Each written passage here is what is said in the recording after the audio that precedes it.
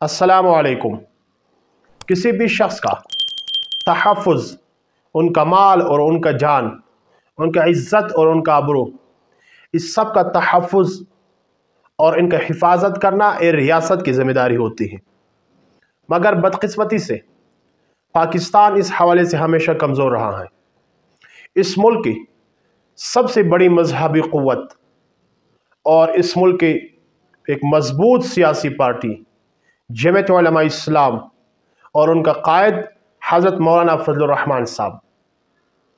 कायद जमीयत बज़ात खुद एक शख्स नहीं, इस मुल्क में लाखों उलमा इकराम की नुमाइंदगी करने वाले शख्सियत है और हज़ारों मदारिस के पासबान कायद जमीयत है। इस मुल्क में किसी भी मजहबी हवाले से या किसी दीनदार तबके को, मदारिस को, मसाजिद को, यहाँ तक कि जमहूरियत और आइन को जब भी कोई ख़तरा हो तो उसमें सबसे बड़ा किरदार कायद जमीयत और जमीयत उलमा इस्लाम का है।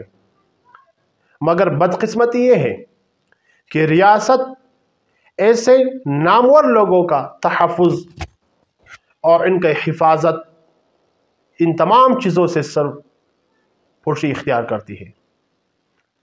रियासत ने आंखें बंद की हुई हैं और वो लोग जो रियासत से और आइन से बालातर हैं वो सब कुछ अपनी मनमानियाँ कर रहे हैं।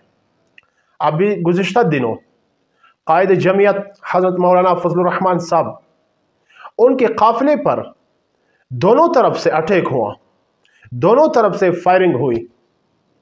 मगर खुशकिस्मती ये थी कि इस काफ़िले में कायद जमीयत बज़ात खुद नहीं थे, उनके साथी थे और वो एक इंतखाबी मुहिम चलाने जा रहे थे और कायद जमीयत के आबाई इलाका वहाँ जा रहे थे।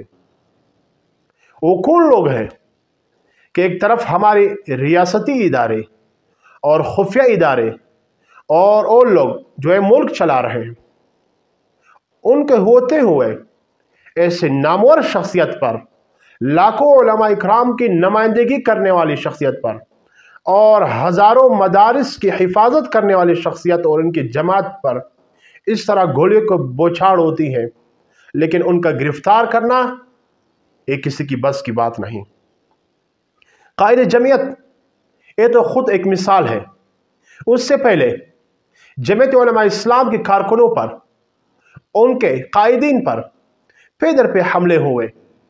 आपको याद होगा अभी चंद महीने पहले बाजोड़ में जिस तरह एक दर्दनाक हमला हुआ, 200 के करीब लोग शहीद हो गए और उनमें उससे ज़्यादा लोग ज़ख्मी हो गए। और इसी तरह क्वेटा में कई बार जमीयत उलमा इस्लाम की जलसों और उनकी जुलूस पर फायरिंग और धमाके हुए।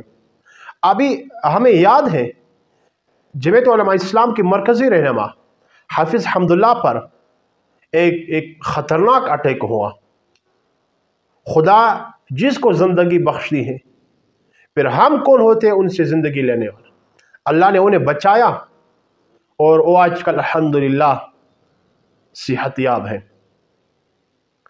बात कहने का मकसद यही है कि जमीयत उलमा इस्लाम को मैदान से आउट करना और उन्हें कमज़ोर करना और इस मुल्क पर ऐसे लोगों को लाना और इस आवाम पर मुसल्लत करना जिनका वजूद ही नहीं, जिनकी परवरिश, जिनका कारोबार, जिनका इलाज, जिनका तालीम, ये सब बाहर है।